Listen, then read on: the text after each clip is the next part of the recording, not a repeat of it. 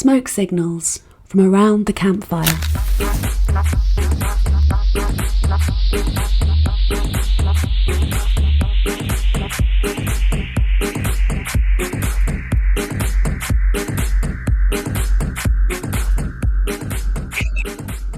So later on, the session will be taken by Maria, who's here. So I'd encourage a very quick check-in, if everyone could limit themselves to perhaps a couple of minutes, if possible. So we've got a lot to get through and quite a few of us here. Great to see Andrea here, upside down at the moment, who I saw yesterday in Totnes. Haven't seen you on a call for a while, Andrea. Great to see you here. And everyone else. Yes. Yeah, you're kind of perpendicular or something. Yes. I don't know how to sort this out. You're fine on your side, actually. I might actually log in on my laptop and then it will be more stable and I can work it all out. So I'm going to stay here on my phone for a moment. Fine. Well, we've still got people joining, so that's great. So who would like to kick off? Ken's chomping at the bit, as ever. Ken, off you go. Keep it brief. Well, I really have a strong need to see and hear people from England right now. As most of you know, I'm a music journalist and I've been writing about English folk rock for over 50 years. There's been a major loss for the English folk rock community. Bob Johnson of Steel Eye Span left us on Friday. I don't know the exact circumstances, but I always got along with him very well, and I'm absolutely devastated by this. We're both huge Lord of the Rings fans. I mean, I shared something in common with him besides the music stuff. And that's why you're seeing the Steel Eye Span hoodie and the Steel Eye Span cheerleader outfit today, because I am in mourning. And you know, it's very hard to be over here and lose somebody in another country. You can't go to the funeral. You can't participate in events. It's tough. And I mean, we lost Dave Swarbrick, I think, earlier this year from Fairport Convention, the violinist. And it's really hard when I lose somebody in England, especially people that I've known, because I can't do anything about it. And, you know, let's see. Oh, yeah. And Pete, I'm wondering why I had so much trouble getting in today. And if I'm going to have to manually, contact you every Sunday to get the right link, or is this one going to work forever? And for those of you who consider yourself creatives, I went to a book talk a few days ago. The title of this book is called Creative Resilience. It's by a lady named Erica Ginsberg. The fact that she's American should have nothing to do with it. I think it's relevant for anybody who is a creative person. She gave a good talk. Her name is Erica Ginsberg. I can put that in the chat. And yeah, so, I don't know how soon it's going to take me to get back to regular functioning. Pete knows how much I loved Steel Eye Span, and that I'm absolutely devastated by the death of Bob Johnson. So I don't know if any of you have bands that you feel really close to or other kinds of performers. And when you lose them, it's a really hard blow. Yeah, sorry for your loss, Ken. We're all feeling that. Thank you for your check-in. In terms of the link, I mean, you can always find it on the Campfire network via Campfire events. So that's right. But how come I kept getting bounced back to Campfire beta when I looked on Google? I've no idea, because if you look on Google, it probably would have had an old URL that you'd have had in your system in the cookies. So that was probably 2 years ago that we were last active on that site. So I really don't know how you got there, but just go to Campfire Network, the Mighty Network, and Campfire Events, and you'll always find our URL there. Would you like to nominate somebody else, Ken? Thanks. All right, I'll ask you about this stuff later. I'm looking at the group here. I see a few that I don't know. Hello, Brian. Hello, Diane, but I see a few that I don't know. I want to see if I can pronounce this right. Anastasia Adamudi. Yes, hello, that's right. I hope I didn't murder that. No, that's okay, and thank you. Hi, everyone. Sorry? Your turn now. Tell us where you're from. I'm from Greece, but I live in the UK at the moment. Your accent sounds like both of them. Yeah. I'm new here in Campfire Network. Well, today I'm mostly here from Maria to hear her what she has to like to lead the discussion, because I think that's an interesting subject, and I'm a fan of Maria because we've been friends for a very, very long time. So yeah, I'm very interested in that. And it's really nice to be here and see so many people that I've never seen before. Great to see you here, Anastasia. Hopefully I've got the pronunciation right. That's okay. And just to add that you're working on a prototype idea for our beacon lighting website, which would be a map. Well, you'll have a chance perhaps to say something a little bit later, but you've kindly offered, along with 2 or 3 other people, Graham, who's here as well, is also on the team. Hopefully we can build something interactive where people can see who's lighting beacons around them at different places in the world. So that's very exciting. That's exciting, yes. Would you like to nominate someone to follow you? Yes, I'm nominating the next person I see, which is Jessica Mallock. Hello, Jessica. Hello.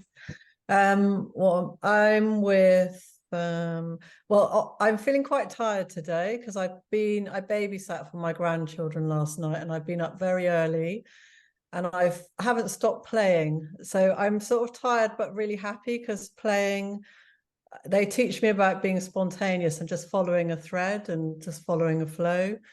So I've been with that. I have been I listened to a really good podcast last night with someone called Mickey Willis, who I've never heard of before, who's a documentary filmmaker and has really inspired me.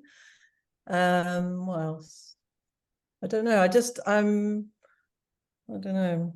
I'm being very creative at the moment. So I'm feeling quite peaceful and happy to be on Earth at the moment, to be here having fun. So yeah, that's me this week. I'm going to nominate, let's see, Diane.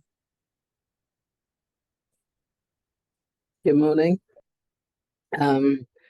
Yeah, thanks, Jessica. I always do a quick check-in with the weather. This morning, it's slightly breezy with mixed cloud and tiny weeny bit of blue that I can just see out there.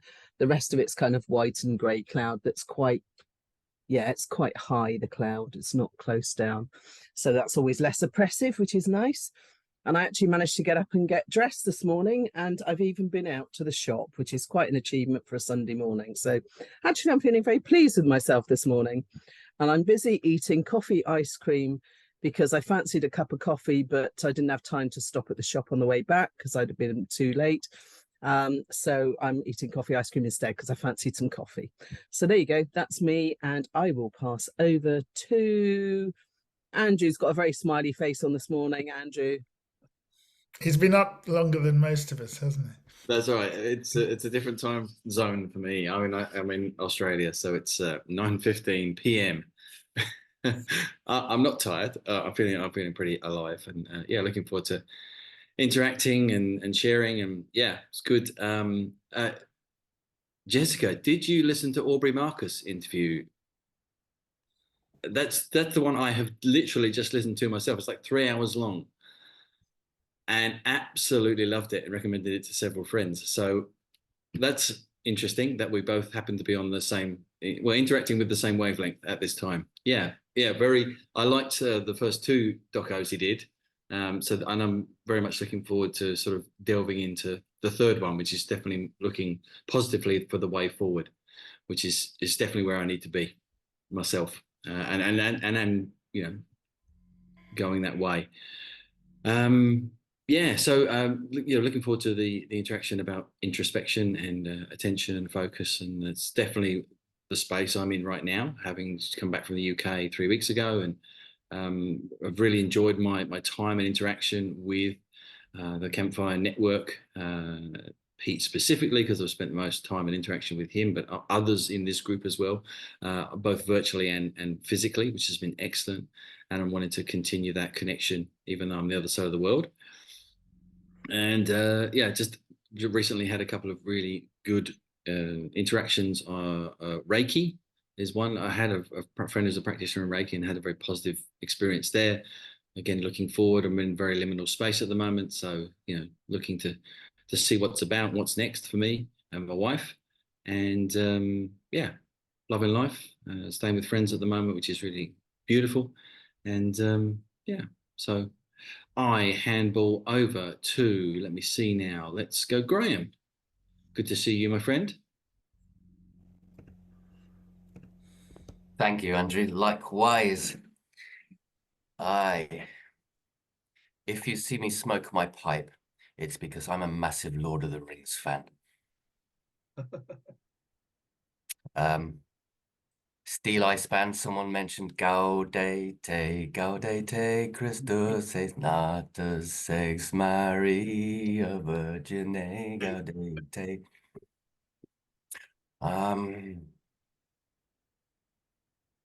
Relaxing today. Tech projects aside for now.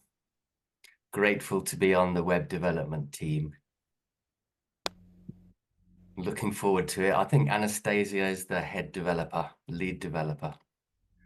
Working as a team. And yeah, I'm looking forward to the beacon. Can you see my candle? I have been keeping a candle as much as possible. All day, every day, as much as possible, and stare at it from time to time for 5 minutes here and there. Right, that's my check-in. Got another week of work. Christmas from family coming in from all over the world. Projecting myself into a successful January, happily arrived, happily back at work, healthy. I am looking forward to a fabulous 2024, and I'm passing over to Maria Telikiozoglou. Wow, impressive. Thank you. Not too many people get that right. I'm calling in from Paros Island in Greece. It's rainy out here as well, windy. I can see the sea out the window, lots of big waves, and I'm distracted by 2 or 3 flies that have somehow still managed to survive the cold. So if you see me swatting my hands, that's what I'm doing. And I'm looking forward to talking to you about it, wielding attention, and grateful to be here. I'm passing on to Simon.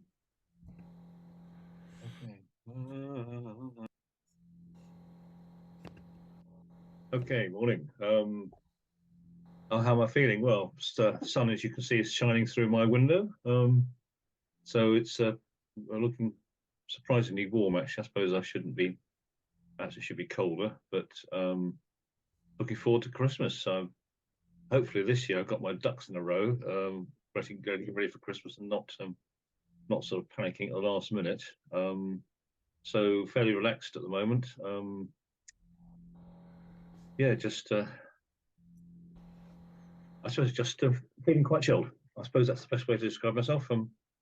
I'm playing some Christmassy records a lot, including Steel Ice Band's. One of my favourite Christmas records is Gaudete, which I shall no doubt be playing again. Did play it last night. So yeah, just getting into Christmas. I shall pass to, thanks, Ken. It's a box set, Christmas box set. Oh, good morning, everyone. So I'm here in Darhab, in Sinai. It's a beautiful sunny day here. Of course, I was just put techno on. Never mind. I hope you can hear me. And I'm just looking out to sea, and I'm looking at a spot where 9 p.m. yesterday morning, I was lying here, and suddenly there was a big bang, and I knew what the sound was. And a missile landed about a couple of kilometers off the coast. Felt it in my body, solid boom. So a lot of reflection around there. And of course, the whole place has been a buzz, and it seems to be some sort of drone that came from the Yemen, from the Houthi. As you know, that things are very hot in the region at the moment. But generally, things are safe in here in South Sinai, which is why I'm here. I'm not somebody who's put myself in a war zone. And so it's a beautiful day here, having a really good time, doing some treatments and working on my artist way and having some dental work done. And going to Cairo for Christmas. Looking forward to that. See some friends there. And I'm looking forward to what Maria's got to offer. So, you know, life is good, but very reflective. Obviously, one doesn't experience a bomb blast every day. It's been a long time. Last time was probably in the East End of London, when the IRA bombing campaign was going on. And you know the sound. It's not like anything else. But I'm okay. It sounds a bit mad to you there that I'm in the Sinai or what's going on in Gaza. Well, there's loads of people living here, and although a lot of tourists have stayed away, it's actually pretty safe. And there's lots of good energy here and really good things going on. Some discussion groups, and ecstatic dance, and all sorts of. So I don't know if you pass it on to you. I can't see the screen very well, so I'll say perhaps Pete or Maria could do that for me. Thank you. Election, all the church, everybody was busy.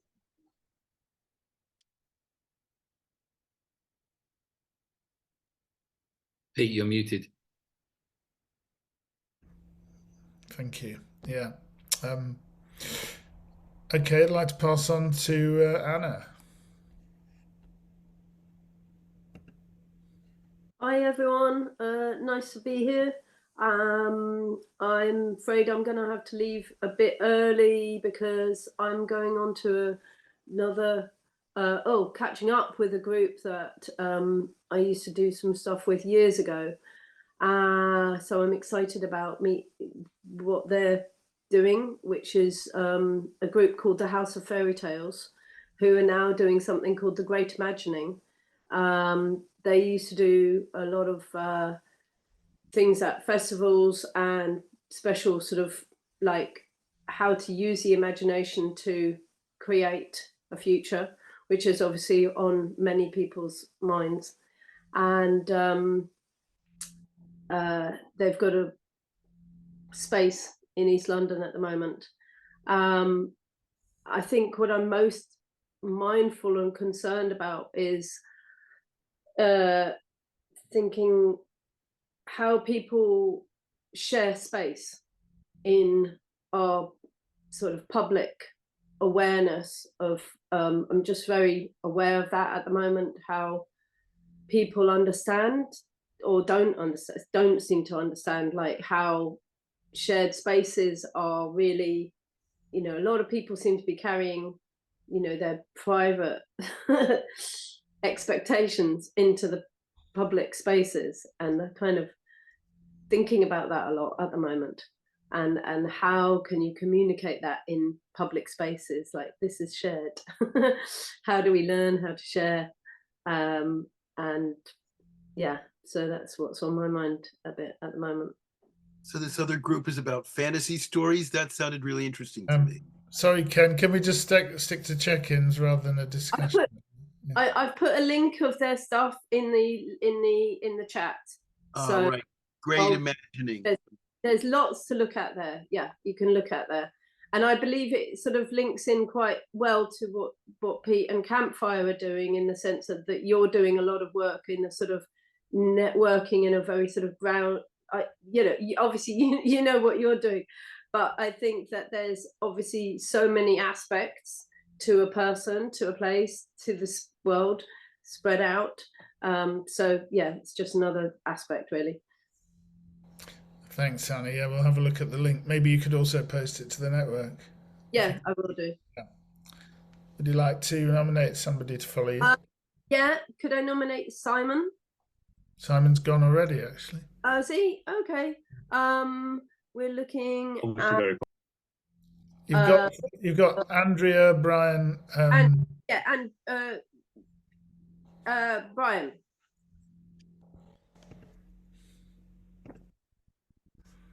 Well, not much to say. I'm down with some sort of lurgy at the moment.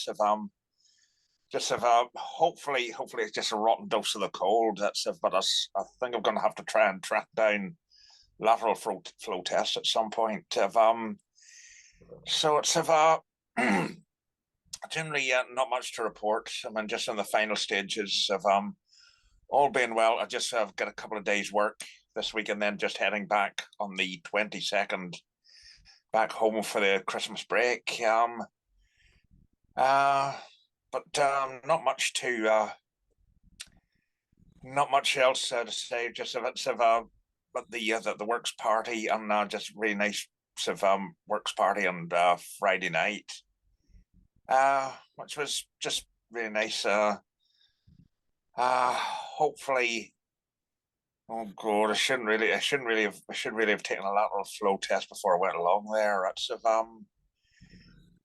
So it's not much else to report really. I'll try and keep you updated.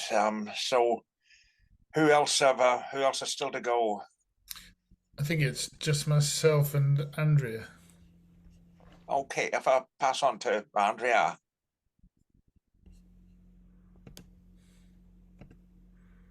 You're muted, Andrea. Can't hear you.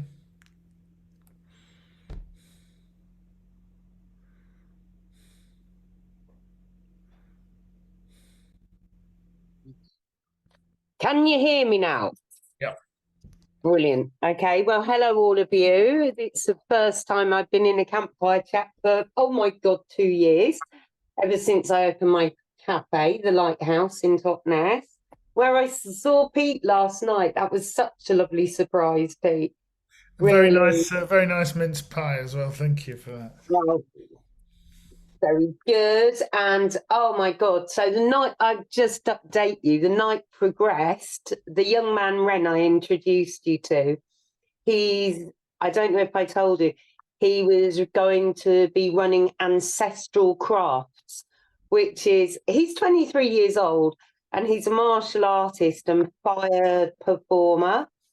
And he's looking at how you work fire performance into martial arts with a view to how that works on protest.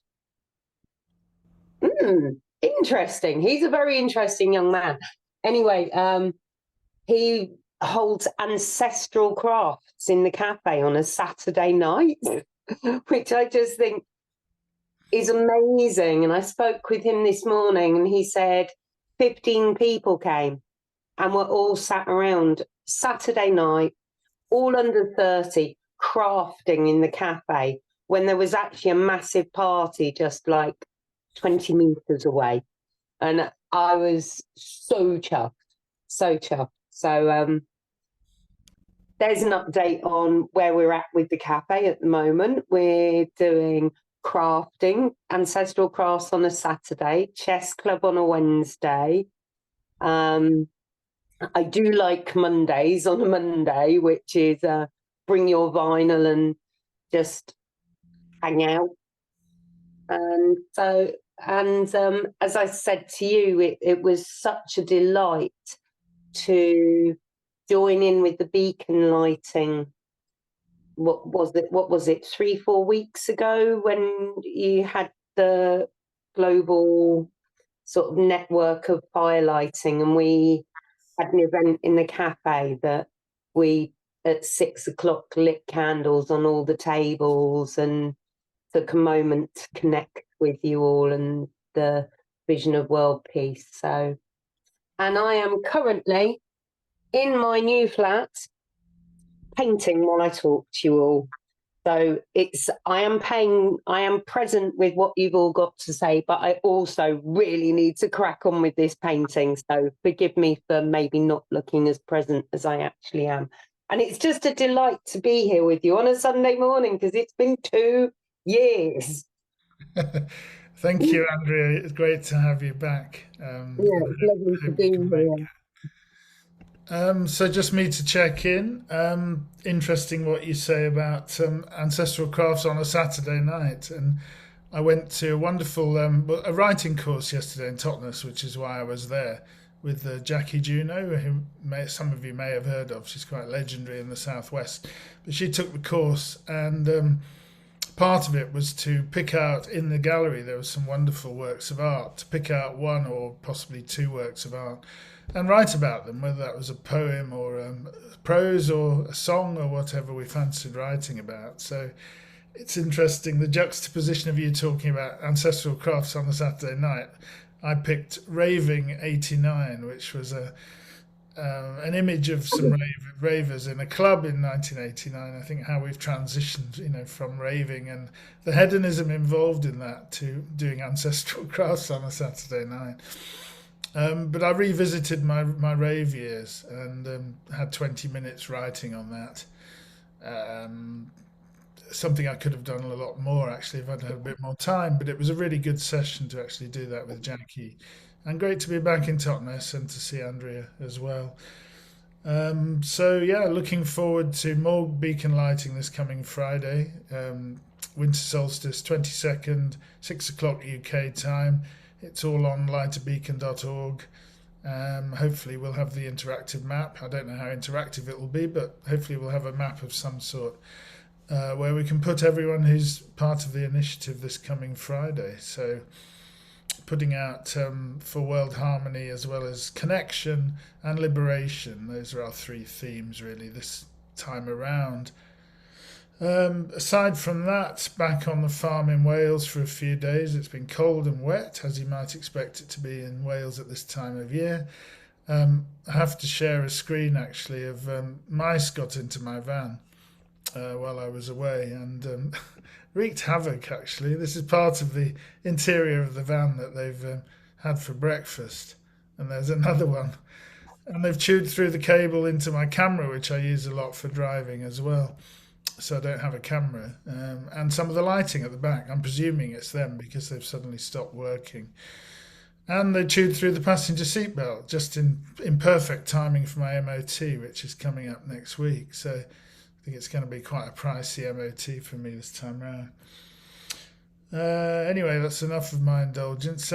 Without further ado, I'd like to hand over to Maria, who's going to lead the next part of today's session. Thank you, Pete. And thank you to all of you for showing up here today and for giving me some of your precious attention for a few minutes.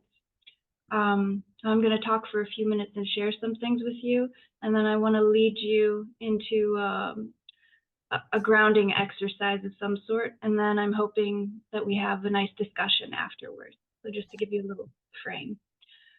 And before we talk about attention, I'd like to start by telling you a little story, if these flies will let me. So 10 years ago, in northern Greece, in a city called Thessaloniki, a party of 7, a family, sat around a psychologist's office in a semicircle. This family was facing a crisis. Now, this family has faced many crises before, and on other difficult occasions, although the solutions were challenging, they were at least there and at least seemed straightforward, or there was always the tempting option of ignoring the problem or bypassing it and, having that mentality of just ignore it, maybe it'll go away, for better or for worse. But this time it was different. It wasn't the sort of thing you could ignore, or worse, or it wasn't the sort of thing you could just wait out anyway. Action was needed, the correct action, and the correct action was unclear. And although everyone was mostly quiet in that circle, there were a lot of emotions flying around in that room. Panic, nervous energy, an urge to run, some blame, a lot of brutal self-blame, guilt, frustration masking the fear, distrust in the medical approaches, yet desperately looking towards them for solutions, an inability to be with it, but forced into it nonetheless. The mother, a strong-spirited, hard-working woman of unwavering faith, normally warm, stoic, and calm, never quick to speak or jump into premature action. She seemed panicked, frozen, and unable to offer reassuring words.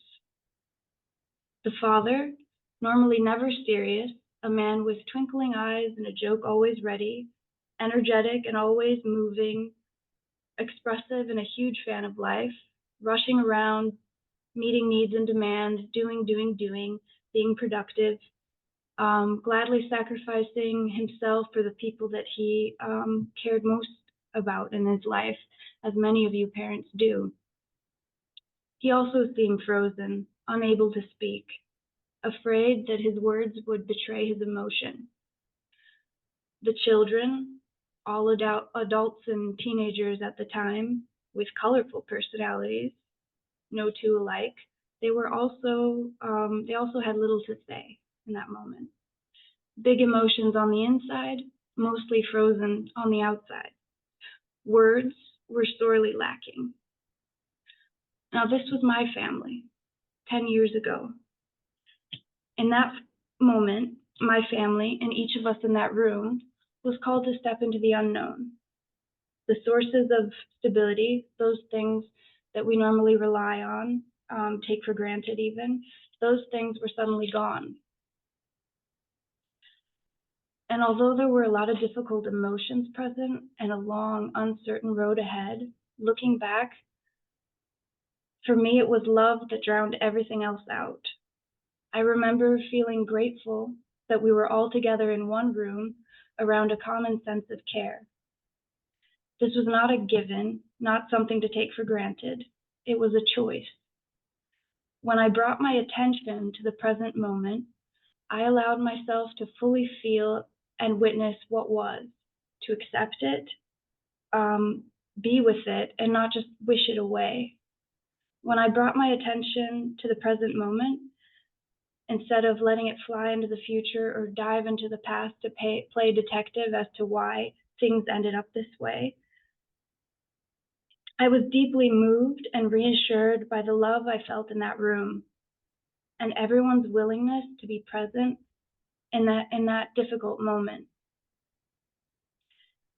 In that moment, I began to learn a very valuable lesson, a lesson that in many ways I'm still relearning on a daily basis 10 years later.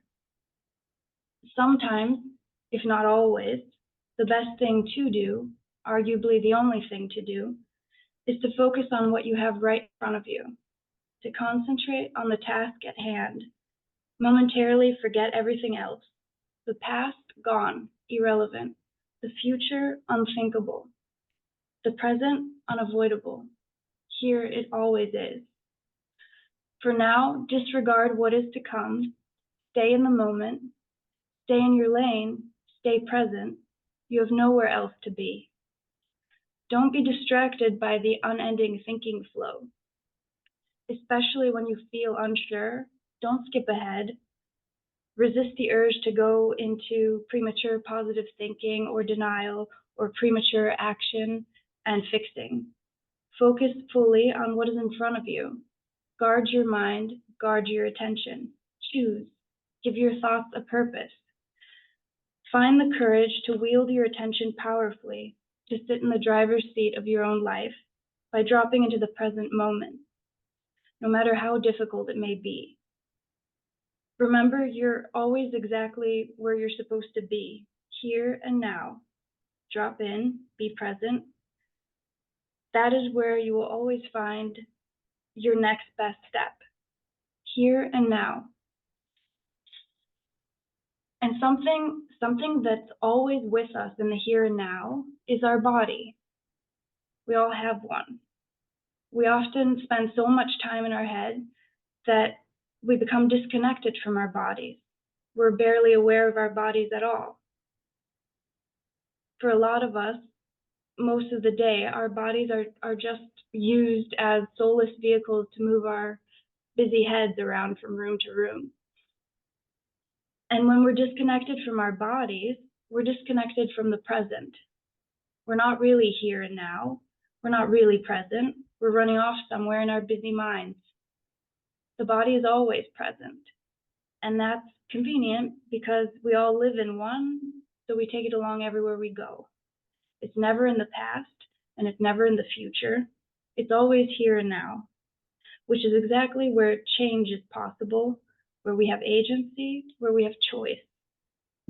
And successfully making changes and identifying the correct next step hinges on our ability to be present, to move out of our busy minds and into action. And now I'd like to invite you to do a little exercise with me. And this exercise is going to involve our bodies. So if you can stand, I'd encourage you to do so.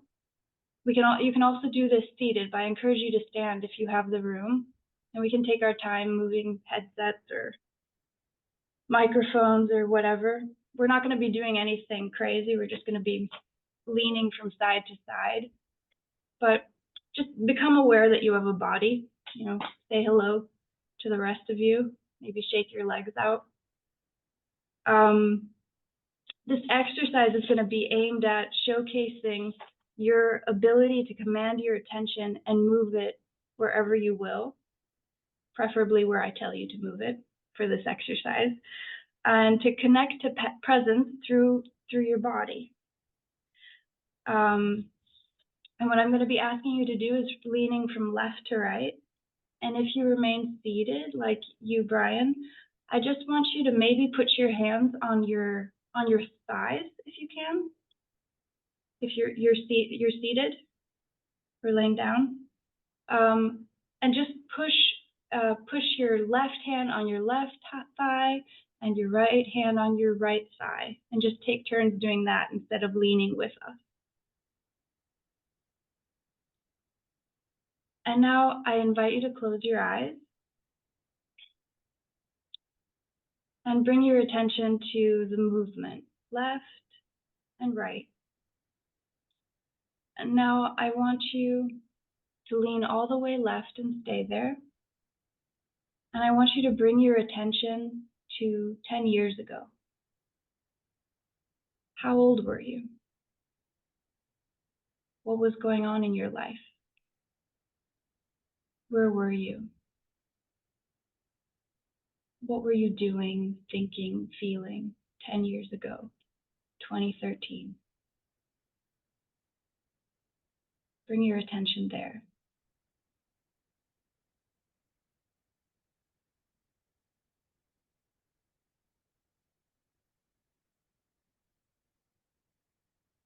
And now lean all the way to the right. And I want you to push your attention 10 years into the future, 2033. How old will you be? What might be going on for you then? Can you see?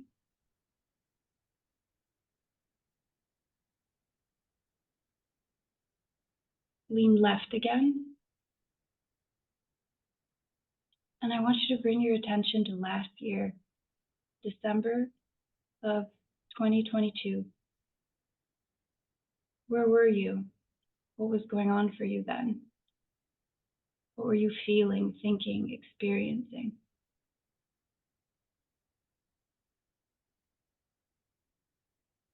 Lean right. Move forward, fast forward to December 2024, a year from now. Where might you be? What might you be thinking about, experiencing, doing? Lean left. I want you to think about last summer. Bring your attention to last summer. What was going on for you then? Lean right. Fast forward to next spring. Left. A month ago, the end of November. Right.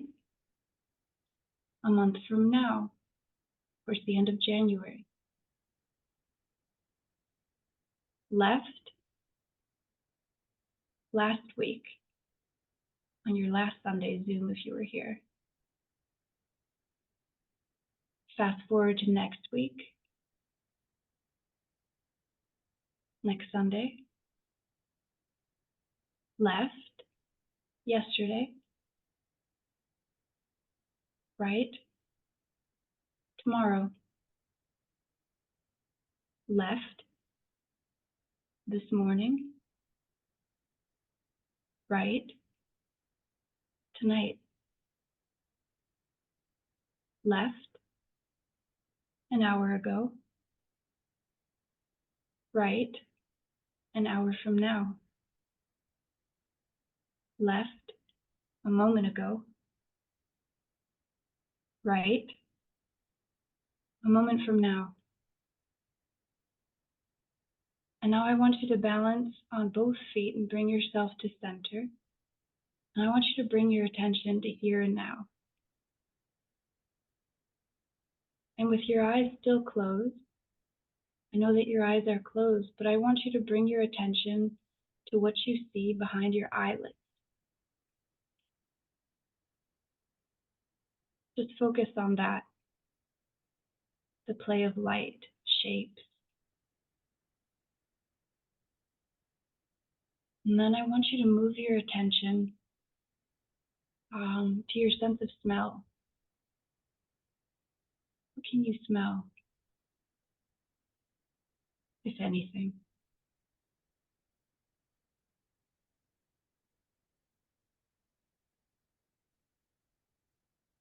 Next, move your attention to your sense of hearing. What can you hear aside from my voice? Maybe the ticking of a clock in your room, maybe murmuring in the rooms next door. Maybe the buzzing of the traffic outside or the howling wind. Bring your attention to what you can hear.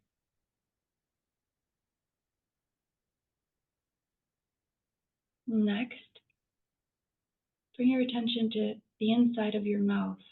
What can you taste? Perhaps the remnants of your morning coffee, or what you had for breakfast, or some other texture or sensation. Just bring your attention to your mouth and taste.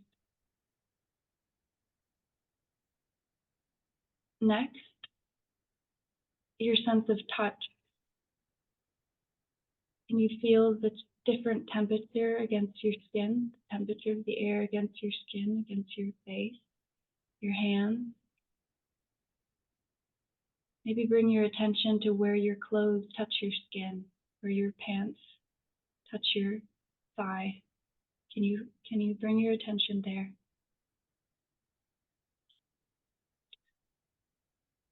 And bring your attention to the bottom of your feet.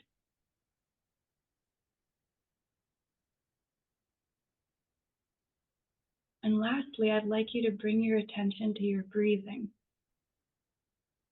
Just notice how you're breathing. Notice the air enter and exit your body without trying to control it at first.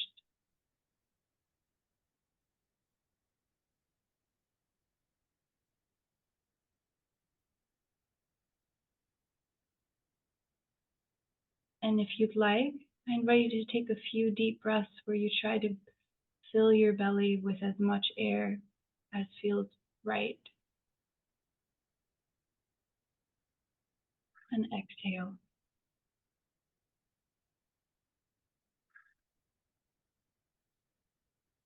And take a few breaths like that on your own.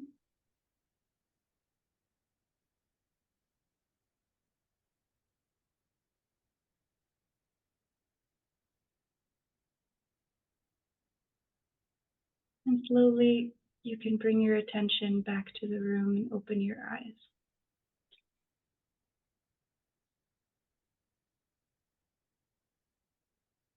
How was that for you? Maybe you can put in the chat, or we can hear from a few of you if you'd like to share.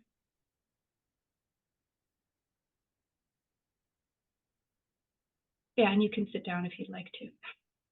I think I will.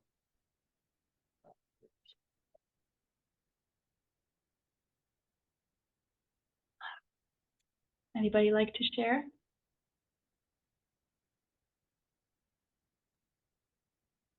Ken? Yeah, I hope this doesn't sound too disrespectful, but I'm very curious to know what the point of that exercise was. I mean, you're jumping back and forth, different Yeah, directions, I'll explain. time frames. But how was it for you? You're curious just about the point of the whole thing. Yeah, it was weird. Okay. And I You don't know. love it. I mean, I see that Simon says it was very relaxing. I wasn't sure what I was supposed to be doing, really. Okay. I'll get to explaining it in just a moment. Does anyone else want to share? Diane? Yeah, I found it fascinating how when you were bringing it closer and closer to now, I was doing less and less movement side to side. So to start off with, the movement was quite large. Mm-hmm. And then as it became closer, I was just going left very slightly and then very slightly less and very slightly less. So it was like, it was going doing, doing, doing, doing, doing, doing, doing, doing, doing. Yeah. So you're slowing down too. Yeah. So I don't know if that's kind of how it usually goes. It quite possibly is, but it was lovely. And I just wanted to say something. You're beautifully eloquent in your speaking. Thank you, Diane. Thanks for sharing that too. And I'm reading in the chat, Simon, very relaxing, Geoff, good check-in with self. And Jessica really enjoyed the rocking and coming out of her mind and into the present moment, into the body. Andrew? I see your hand is raised. Oh yeah, thank you. Interesting. Loved it. It's my thing, totally, mindfulness. And for me, it took me back because I also teach mindfulness, and it takes me back to when I first discovered mindfulness, I think maybe 10 years ago. And so you were taking me through very similar practices then. So it was actually really nice to go back to the beginning of when I first discovered that whole thing about being present. So quite reminiscent. That's how I'm feeling, quite reminiscent, and how that's now evolved, but is still part of my practice and my teaching. So appreciate you sharing that. And it's interesting to me, just other people's reaction for whom that's something new and novel. Yeah. Thanks. And really well led, beautifully led. Thanks, Andrew. Natasha, Anastasia. I find it very interesting how much more easier it is when someone guides you to stay in the present moment. Like for me personally, because I feel it when I do yoga too. When I follow, not exactly instructions, like when I follow someone's guidance, it helps me so much. And I find that interesting how I struggle to do it myself. But yeah, when you were guiding us, I could do it, and I could make myself come in the present moment. So yeah, I think it's interesting how when someone guides you, you can do it. Yeah, and you're not alone in that, that's for sure. Our attention is always bouncing around. It would be strange if we were always fully centered, moving through life, I think, responding to demands. But thank you everyone for sharing. And to get to the point of why I was doing this, Ken and everybody, oh, Graham, I see you have a hand raised. If you'd like to share, sure. Yes, thank you. I enjoyed it. Perfect timing. The synchronicities of the frequencies this morning was beautiful.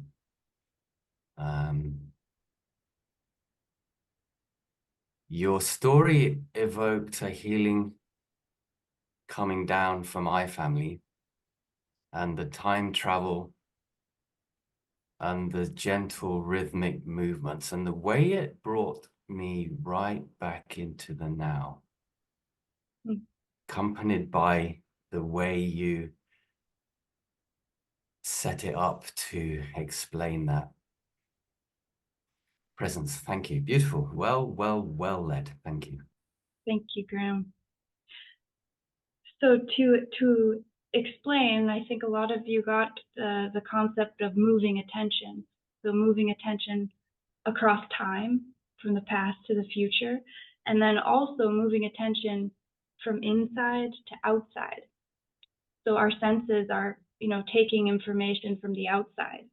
And most of our lives, actually, our minds are busy running back and forth, scarcely ever here, and also out. Like our attention is mostly out for good reason. We've been conditioned from a very young age, for better or for worse, to keep our attention out. If you rewind to our school years, where our training started, it was all about, look what little Jessica did, look what little Andrew said, attention out.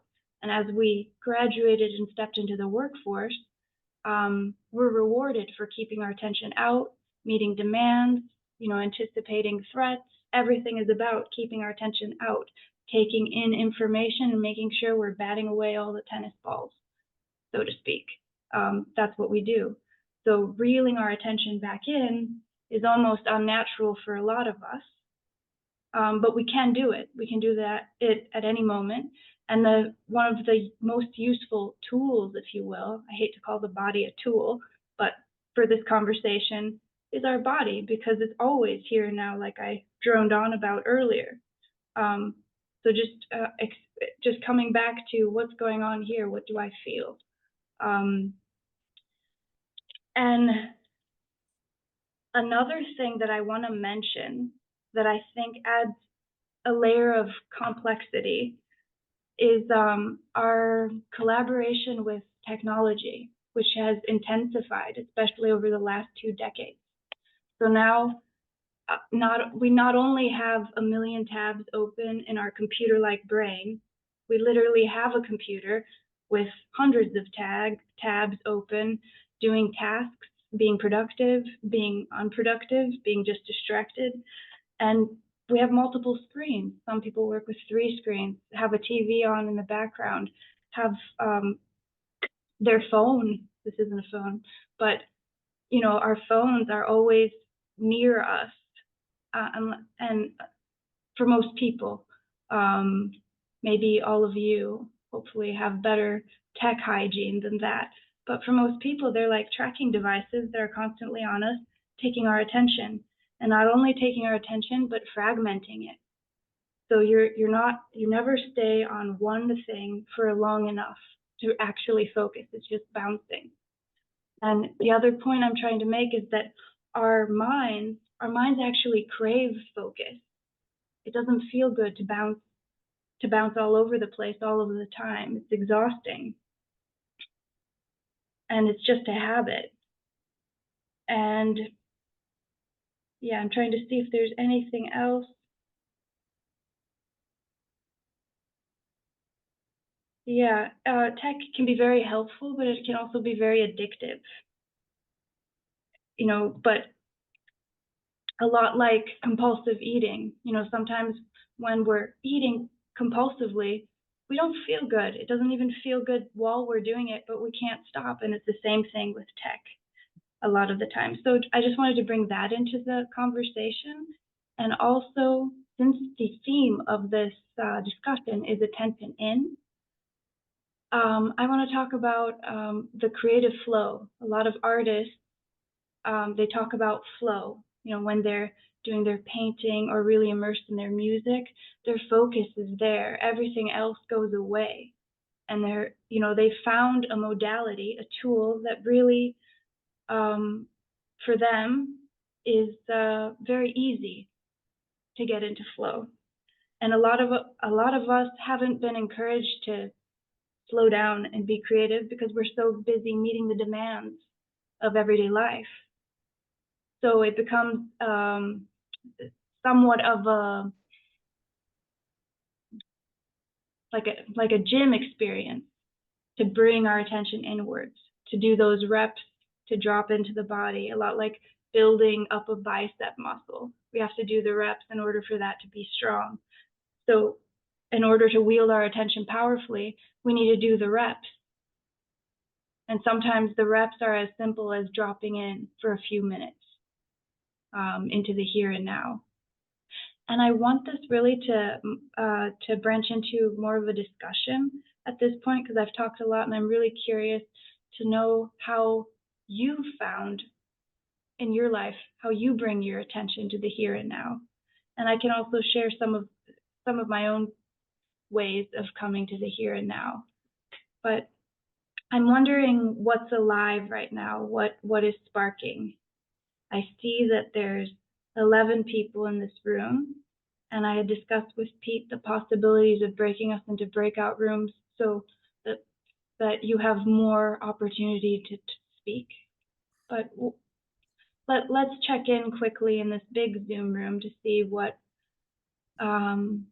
people are feeling. Would you like little breakout rooms? Yes. Yes. Yes, from Andrew. Okay. So I'm going to send you, or Pete is going to, with Pete's help, I'll send you into some breakout rooms. I'll probably be in one of them.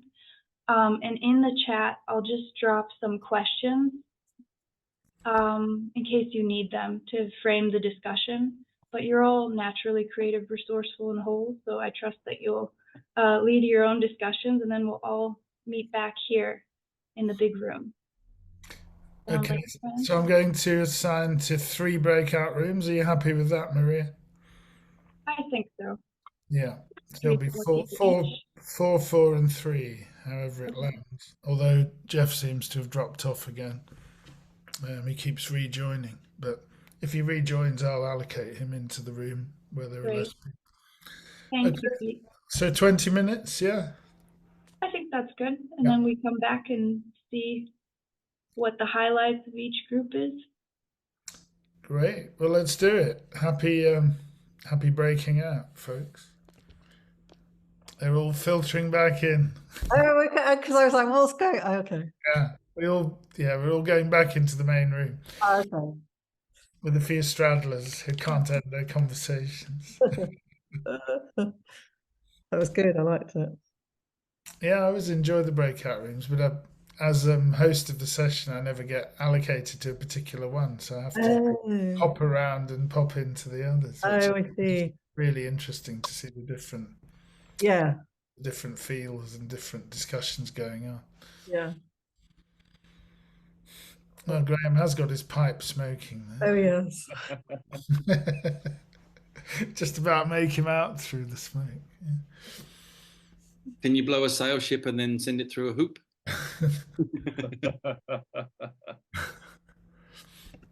And I mean, shaking these is great exercise. It really is.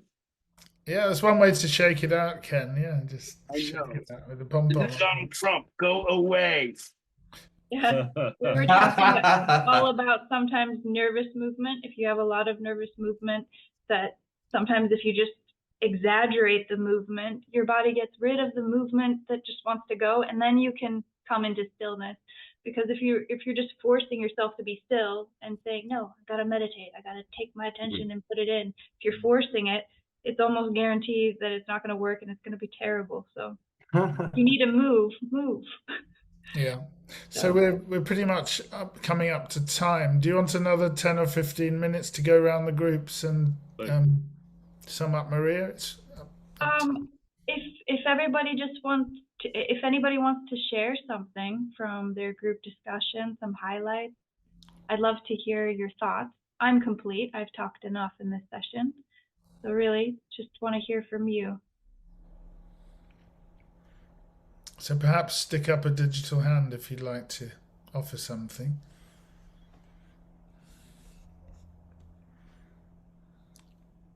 Everybody's complete?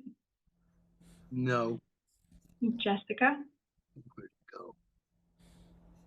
We had a thought which was being present and being in the moment. And that it made me go, oh, yeah. And I kind of got to, it's like movement and being present. or an action or doing something and being present. But when I did pop into your room, one thing you were saying which really resonated was being present is a long journey, you said. So, yeah. So there's always a sense that we can be more present, or we're just discovering ourselves in our presence as we go. Yeah, that's nice. Yeah. That's a choice in every given moment, what we're doing with our attention. And movement really helps for me, particularly if I'm going to share. I've been a rock climber for many years, and that's where I really can't afford not to be here and now. Otherwise, I fall off the rock. So that's a good point. That's a very good point. Yeah, we talked about those rope artists who, one of them walked between the two twin towers, I think, originally, and what an incredible presence of mind that must take to be in the moment with every step. I think the suggestion of writing down your list of needed activities, God, is that the right word? Is good. I mean, of course, there's a problem. There will always be unexpected stuff, but I do write stuff down. I try to take notes at these campfire meetings.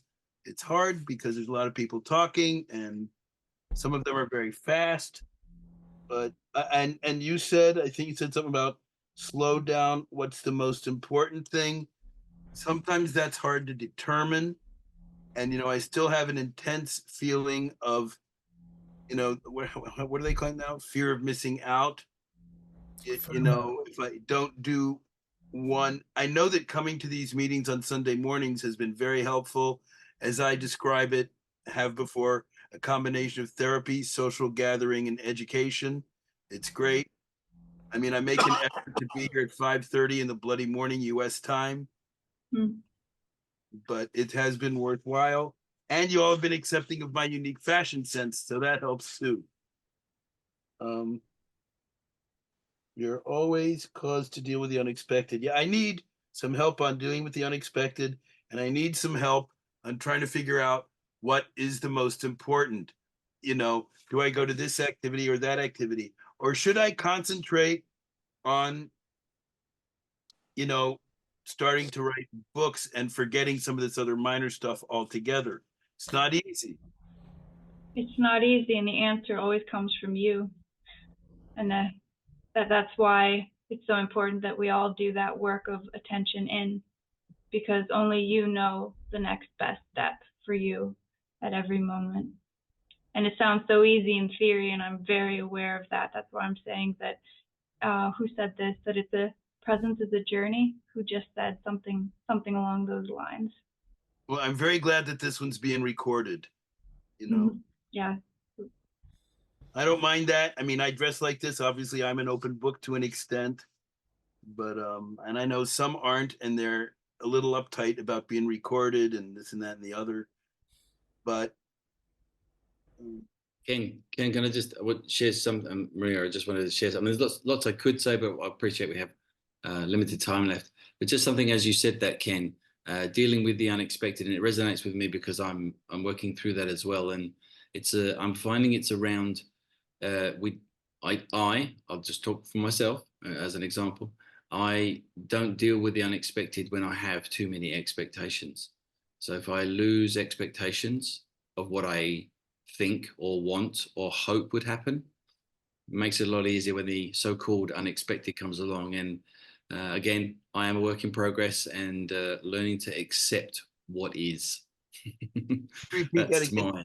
You don't deal with the unexpected when you have expectations. I'm trying to figure out what that means. It's not unexpected when you don't have expectations. When you simply accept what is. Now, trust me, I'm talking theory. I'm not talking practice necessarily. I'm having a go with that one. It's in my head and sometimes in my heart. But are you on Campfire so I could send you a message that way? Of course, yeah. Feel free. Might do that. Of course, if you're on the other thing, I might find you there. But no, I don't know your last name, so I probably can't find you. Andrew Ford, Ford, like the car, Henry Ford. And you are a native of Australia? I got two passports, England and Australia. I mean, because your accent's kind of like both. Exactly. I mean, What the things do. I have a few music acquaintances there. Dope Newton from the Bushwhackers, you know, a few. I even have a few Bushwhackers CDs. But I know that's a side thing. People get upset if we continue that. Yeah, No, we are coming around to the end of the scheduled time. I'm happy to hang out for longer, and if anybody wants to share something to be complete, maybe we can let somebody go. I see Graham has his hand up. Yes, I just wanted to repeat a thought I shared with our group. Your statement, the mind craves focus. That gave me great joy when I heard that. Yeah, that certainly resonates with me in terms of what comes at me from social media. Yeah, and I wonder about these things called tech-free days, and if you have that, and maybe that's another nice topic, tech hygiene. Oh, yes. As we move into the future. Mm-hmm. I know some people do it better than others. And those people are usually, I find that they lower my blood pressure when I'm around them. So they're doing something right. I mean, I've been in a pretty weird state for the past few days because of the death. And I did definitely want to, I have a really strong need to see and hear people from England right now. That's what it's done. Well, good thing you're on this call, because we have 1, 2, 3, 4, 5, 6, 6.5 with Andrew. Yeah. So thank you everybody for being here today and for the other giving thing me your attention. Do you guys have another couple of minutes, or do you all want to leave now? I would like to stay. Depends on what everybody else wants to There'll do. be a few stragglers like there usually are, Ken. So yeah, Maria's just calling it to a close. So. Unless anybody else wants to share anything. Because I'm trying to figure out how to deal with the death, and if I should ask Steel Eye Span's manager if he could set up a private Zoom thing with me and some of the surviving members. I don't know if that's too much. I don't know if that's fair. I don't know if it's reasonable. I'm all the way over here. I can't go to any memorial events that there might be. Can I suggest we have a grief session just after the close of the meeting, and anyone who wants to hang out and offer some pearls of wisdom or their thoughts? That would be fine. I would really like that. I just also wanted to say, if anyone has ideas for next weekend or over the winter solstice, we're thinking of having a very spontaneous sort of winter gathering on Zoom. That might be mixes, audio mixes, that might be discussion sessions, cookery sessions, anything's up for grabs really. So if you have ideas of something you'd like to host or suggest, ideally to host it, then we could run some spontaneous sessions from the 21st through to the end of next weekend, and also include our regular Sunday session in that. So I'd probably have to ask you privately how to do a music thing. Where could I include snippets, from various of the piles here? There is a thread on Campfire, so please feel free to respond to it, so we can keep all the answers in one place. And I'll try and make a statement about what we are doing or not doing by midweek. But thank you very much to Maria in particular for hosting and leading. Yep. Yes, thanks, Thank Maria. you for having me. Yeah. Thank you very much. Yeah, thanks for doing that. Thank you, Maria. It turned out Thank you, Maria. turned out to fit in very well with this. So, the Creative Resilience book by Erica Ginsberg. Okay, so let's hop off the call and focus on whatever the next step is for you. And we will update you on the Beacon's website as well by midweek. So, yeah. Does anybody else want to hang out for a grief session? I've got to go now, Ken, but take care, and I'll see you maybe so soon. All right. Yes. Thanks, everyone. Thank you and goodbye. Thanks, Maria. Okay. Bye.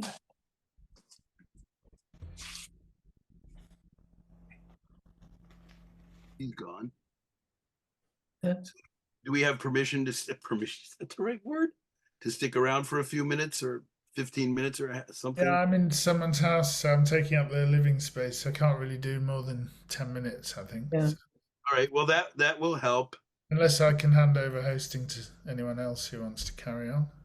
You've been in this position, so I want to ask you directly: is it way out of line for me to ask John Dagnall to set up a Zoom session with me and Maddie and Rick and Peter Knight?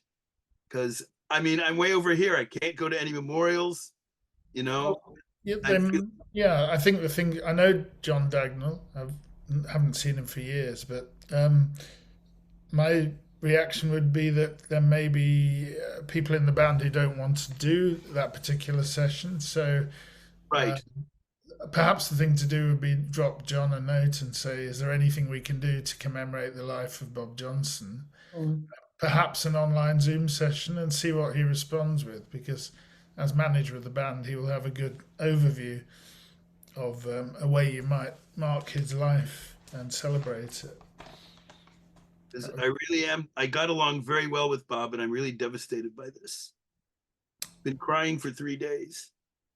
Yeah, it's a tricky one, isn't it, when people leave? But there's also an overriding sense of needing to celebrate their lives and what they gave. And there's, you know, paradoxically, there's a whole new generation of not necessarily younger people, even, Pete, but people getting involved in the English folk rock thing, like Duncan McFarlane, who I recently discovered. And some of these people are not as young as I thought they were. But, you know, Green Diesel.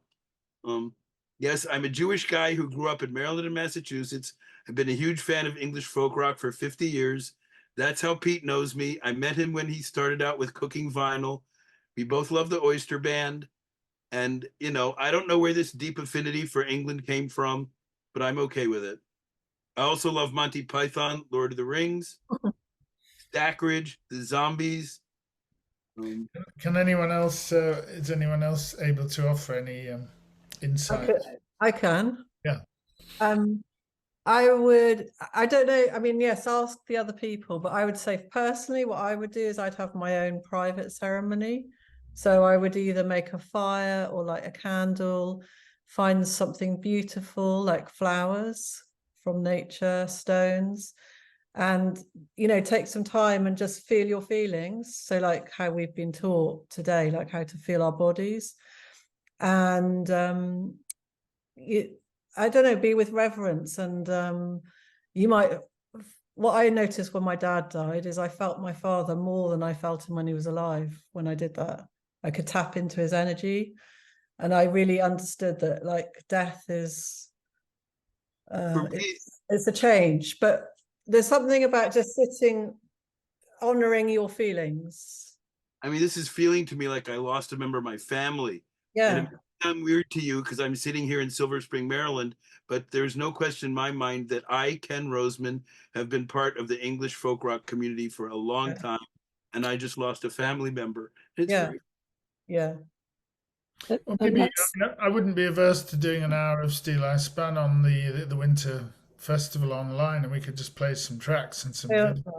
Do you think people who are in the Steel Eye Span group would be interested in joining that and saying something as well? Yeah. There's also I should discuss that with you via Campfire. Sure.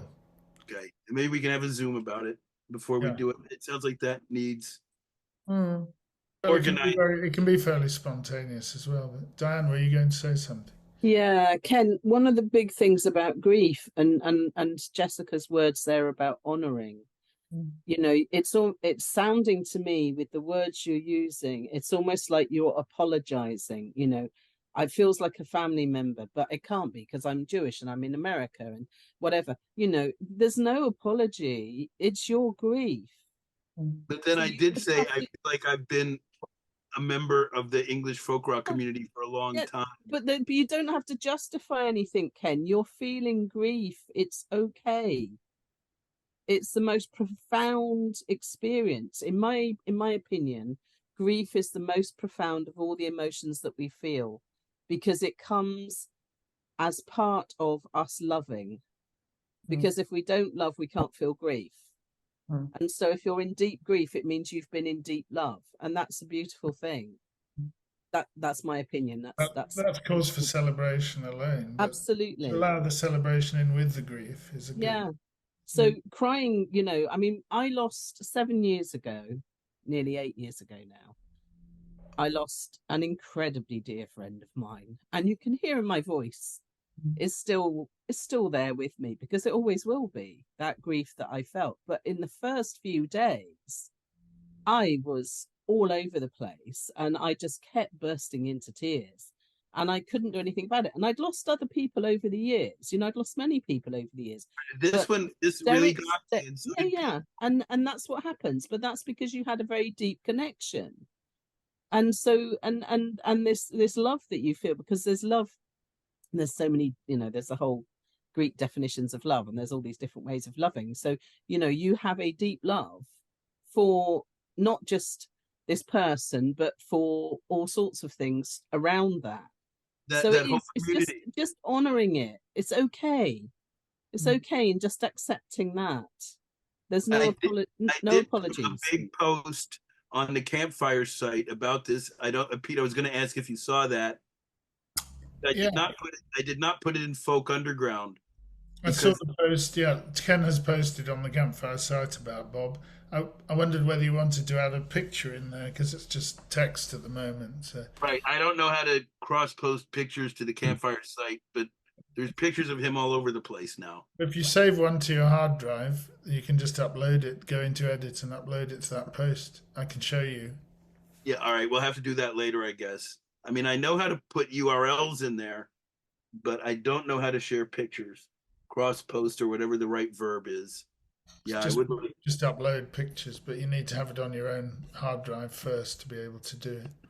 Well, it's on my Facebook feed, the one from Chrysalis, and I mean, I didn't mean to, but I knew that this group would probably be at least somewhat appropriate for me to talk about this, and I very much appreciate your all time, because I really am devastated.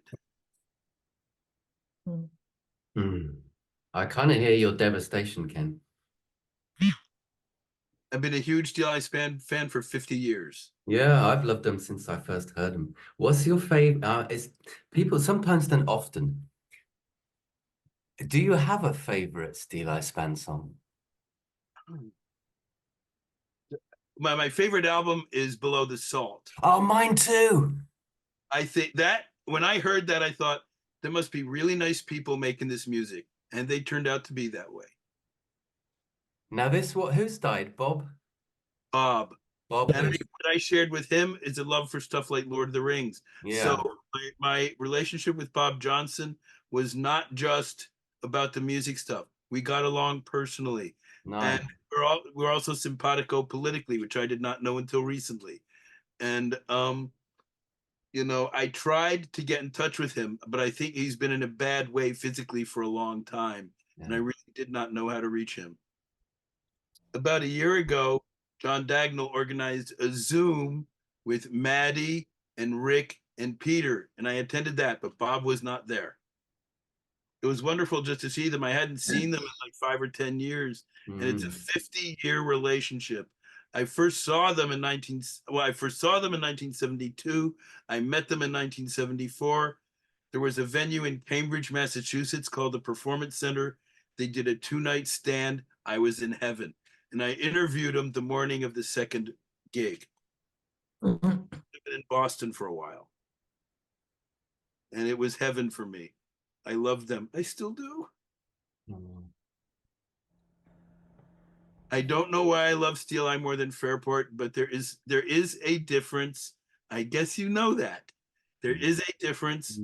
Can't quite put my finger on it. You know, but there is a difference, particularly where they went into the group harmony vocal stuff combined with the electric band. That just blew me away. It's like a medieval Jefferson Airplane. Do you sing, Ken? What? Do you sing? Nope. I leave that to the professionals. I shake pom-poms. Do you sing along at all, ever? Yes. Whoa. I mean, look, here's the you know, haven't opened. Yeah, I did open it. Haven't listened to it all yet. But if you ever want to have all the Chrysalis years in one place, here it is. I have to say, I'm seething with jealousy of the guy who wrote the booklet notes. I would love to have done that, but I'm over here, and Chrysalis UK is over there. So you know. Blondie were on Chrysalis. I loved the symbol of Chrysalis, the butterfly, and the idea of transmutation. May I ask you a question on the lines of riffing on transmutation? Can you imagine how free and happy or otherwise the soul of Bob or otherwise may be? I actually did something about that. My family had a golden retriever. He crossed the Rainbow Bridge about 10 years ago. And I posted on that other site that I have asked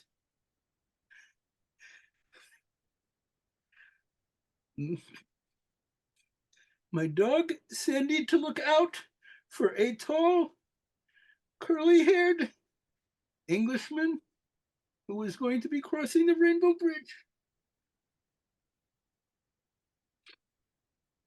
I know this is bordering on fantasy. I'm not religious, but it gives me some kind of comfort. And I actually got several likes for that on the other site.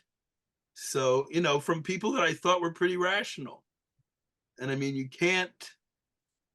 I asked a little while ago, I asked Sandy to bring me a dog friend. My neighbor down the hall now has, as of a couple of years ago, a Samoyed. Do you know what those are? They look like white huskies. Oh, they're beautiful. And he has given me paw hugs and licks my face. And I like big fluffy dogs who will give me paw hugs and lick my face. Riffing on that, I got a chin bone bump from a blind Rottweiler yesterday morning. Well, that's the man. That's a Rottweilers are not like golden retrievers, and that's the unexpected. Good example of the unexpected. Yeah, that's the unexpected. I'm going to be back in a minute. I have to show you something since he brought up Chrysalis. There it is. I need to hand over if we want this conversation to carry on. Anyone like to be host? Jessica, you're on mute. Right. I need to go. I was just writing a message. I need to go. Okay, hand the host to me. Okay, Graham, it's all yours. Thank you. Or it will be in a minute. A joy to see you all on Sunday. We'll see you soon, wherever in techno, wonderful future. I'll look out for your shining beacons everywhere. This is